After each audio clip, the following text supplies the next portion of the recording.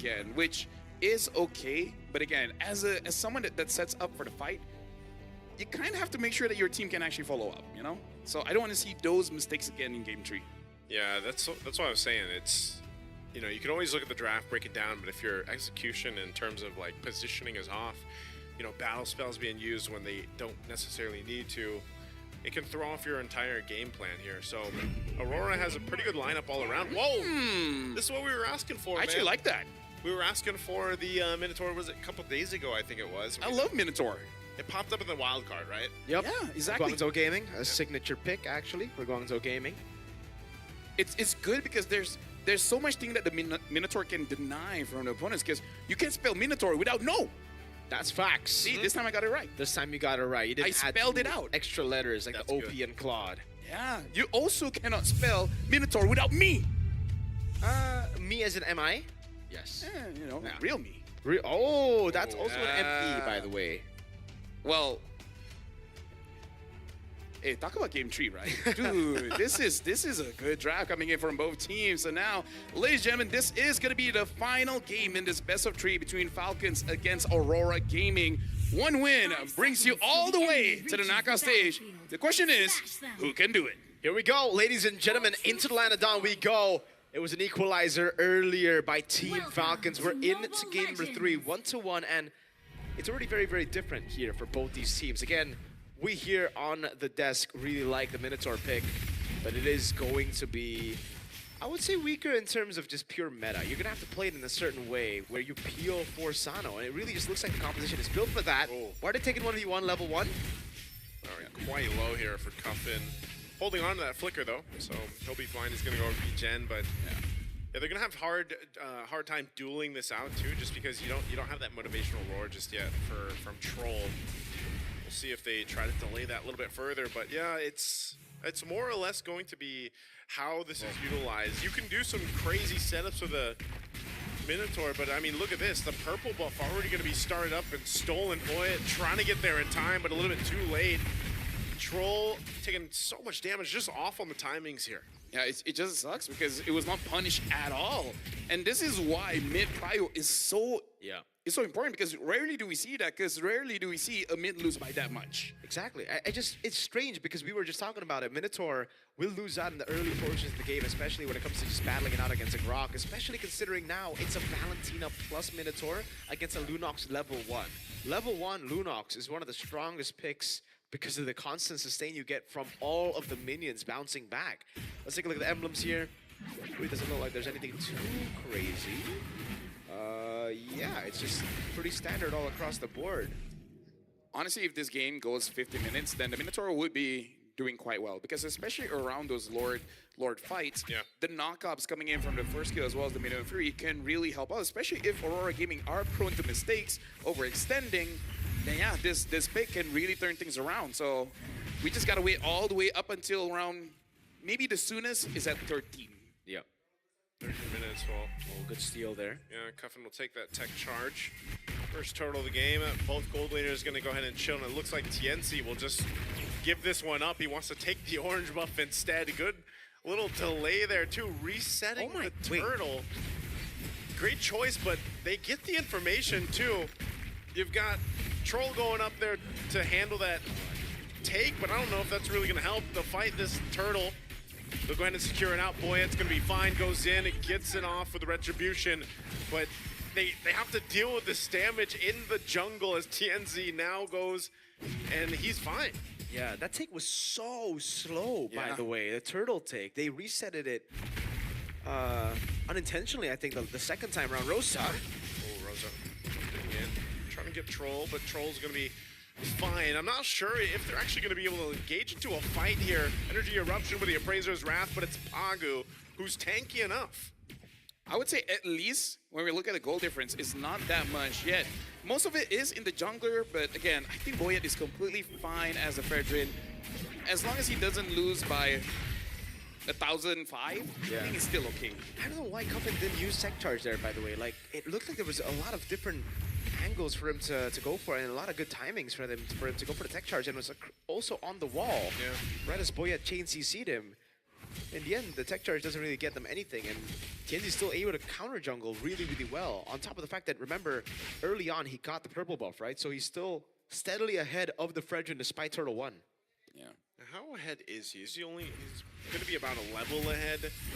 Well, it's still there on the bottom. He's been doing his best to keep farming up, and you know, I don't know if the Fredrin loses another buff or so. It may not be that big of a deal in comparison to a Lancelot, but as you mentioned, you just don't want to fall too far behind. So Orange is going to be up. Boy, it does hit the level 7, so it doesn't seem like he's too far behind TNZ for now. But Pago will go ahead and give that information, and they'll rotate to the next objective here once it's up in about 15. Well, TNZ's here, and I do agree with Mirko. Cuffin holding on to that tech charge.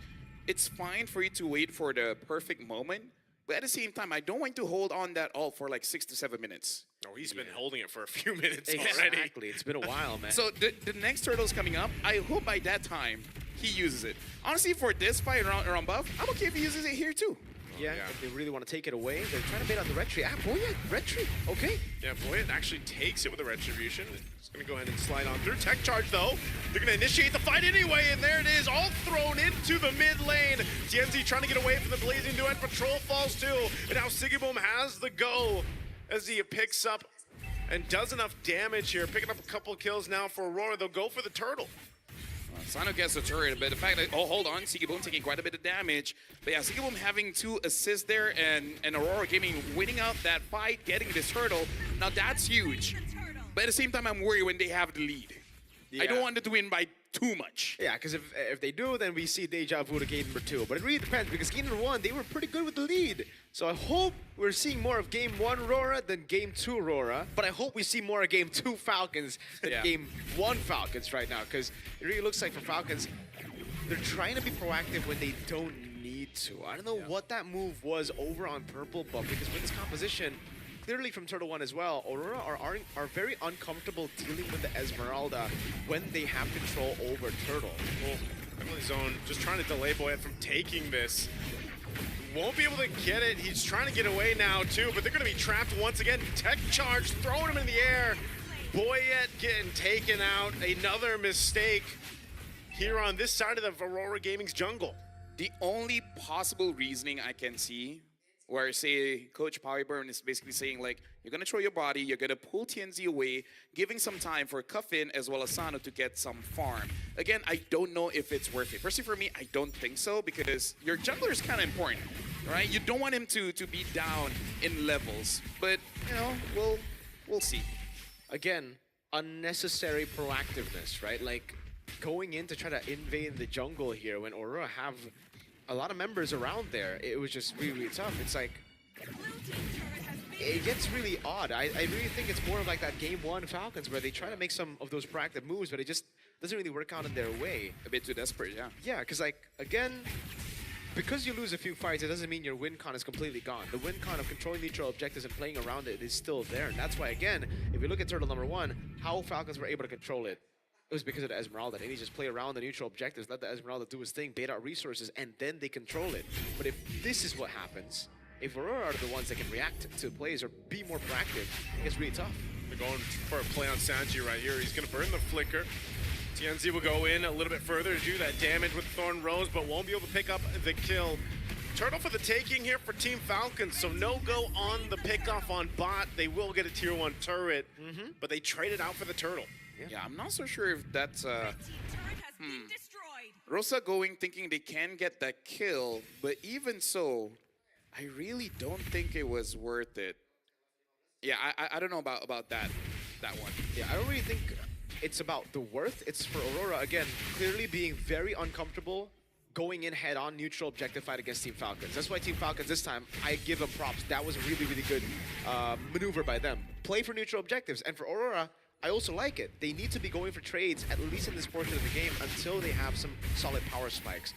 But, with that being said, how are they going to deal with the Minotaur with Sigiboom on the clock again? Sano! A big tech charge coming through, but he's got the annoying motivational roar to help him out. Could have been way worse for Sano. He did burn the flicker, though. Yeah, but that's also showing the strength of Flash of the Oasis, man. Yes. Like, he should have died. But with the HP and the shielding as well, this should tell Aurora, even if you don't get caught by the big Minnow and Fury, even that motivation roar is gonna cause problems. Because if you can't kill Sano, and Sano takes at least 3 of you, oh bro, that feels bad. Plus he's got the healing, full extra, isn't that the healing, fervor, is it fervor? Favorite, yeah, Yeah, favorite. favor. The little extra heal there, and you know, that's one of the things that people don't really account for too much, just because Minotaur doesn't get picked up that often, but that big burst of heal is what is kind of it makes you miscalculate almost in the fight. Feels unfair. Yeah, it's very motivational. They actually did have a dominance ice already, by the way, on the Grok, so that was through it. Oh, there's a penalty zone. They're gonna go for it this time. Sano, he doesn't have the heal enough to survive that under the turret. So Team Falcons, they'll hold on to their tier 1 up top, but they lost Sano finally.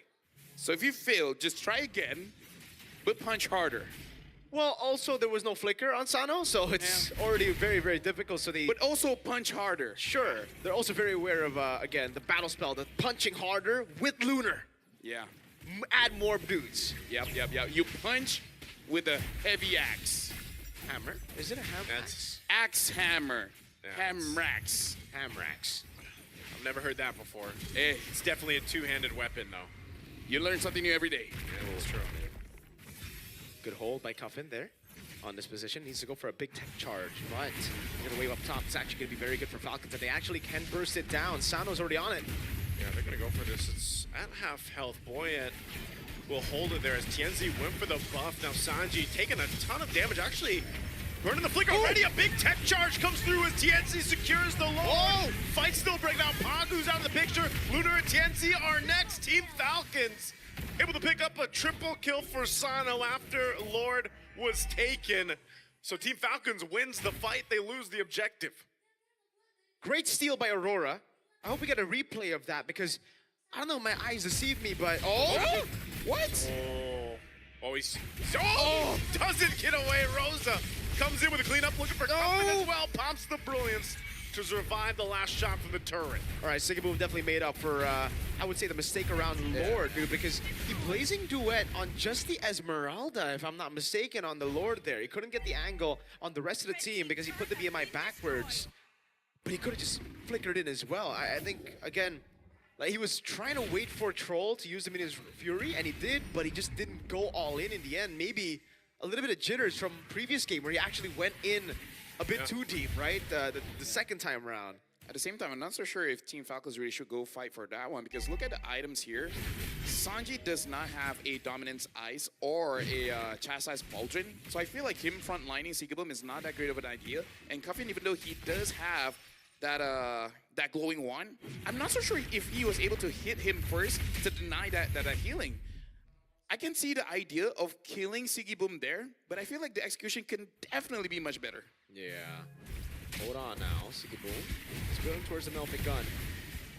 Queen's Wings, I believe, is next for Boyet there, right as he goes for the Dreadnought Armor, Brute Force. It's next on the block for him. Nothing too crazy on the other side, though. Everything else is quite standard. Just Aurora now really utilizing these waves to try to crack those turrets open with the Lord. It's just unfortunate that they lost so many members because of the peel coming in from Troll. Yeah, much slower game in this game 3. I mean, much lower kills too, just because of the nature of these compositions. And so it's what we're going to see from now on is really just kind of playing into the Lord takes as they fight for that space and the objectives. And you know, one of the advantages that they can go for is at least taking down some of these turrets, and that's why you see TNC up there. What? Oh, Sigaboom! Oh my Goodness, Sigaboom again getting caught. You know what? That was on Boyet. Boyet was so good on that Fredrin. Yeah, but like he baited and taunted. He taunted twice. they done it twice. He used the retribution, but it's like, man, Sigaboom didn't really necessarily have to be there. Plus, he still has a flicker. No, he was taunted, not with the skill. You know, just like Taunted by him. Exactly. So it's like I gotta go in. See, it's not just micro mechanics. It's psychological as well. Yeah, definitely psychological there. That was a psycho move by Sigaboom walking up like for that. sure. Because like, yeah, I'm trying to protect him here. All right. okay. I just want to give props to all you analysts. You guys have like, really, you guys are very patient. Oh, you have to be. You have to be. We're professionals, no? I just want to IQ say, and the EQ. I never want to analyze ever again. This is the last time. This is the last night. Yeah. Well, Lord's up. Table host. Analyst is fun. We'll see if this team fight's going to be fun or not. Pagu in position here for a potential This is dangerous. charge on forward. It's already at a quarter of the health. They're going to go for it. Big tech charge control. Gets the Lord anyway. But they're still going to fall. Lunar goes down. Sano unleashing on Pagu next as he gets a double.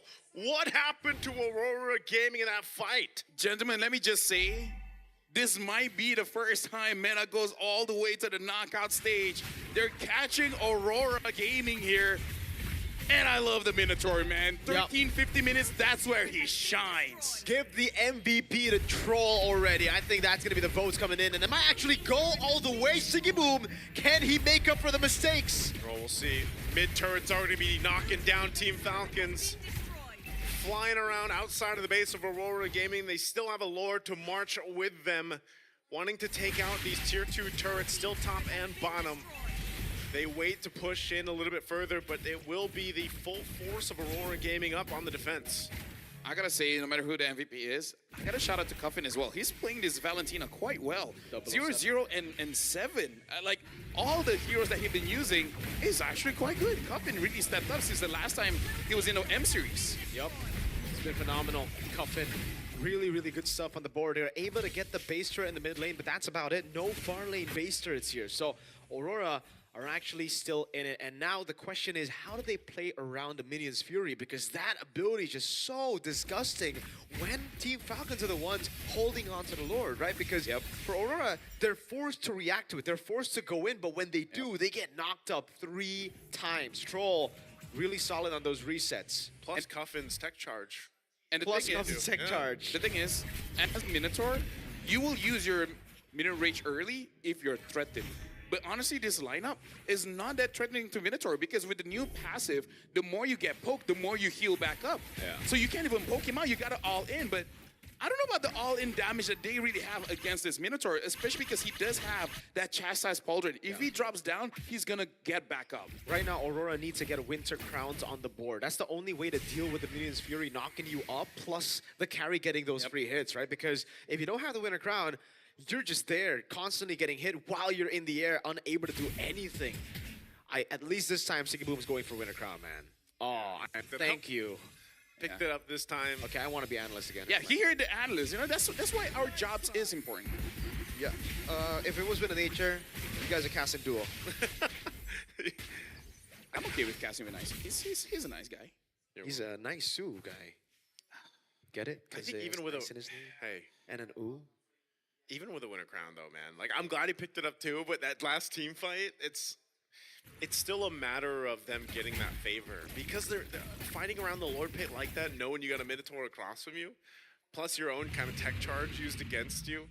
Sano's had all the space in the world to work with. You know, they really haven't been able to get to Sano easily except that one time. And that seems to be the problem with Aurora Gaming. For this Lord, Team Falcons, look at them. They know their advantage. They'll go ahead and start this Lord up. Aurora Gaming popping the conceal. Siggy Boom and Rosa staying on the back foot here.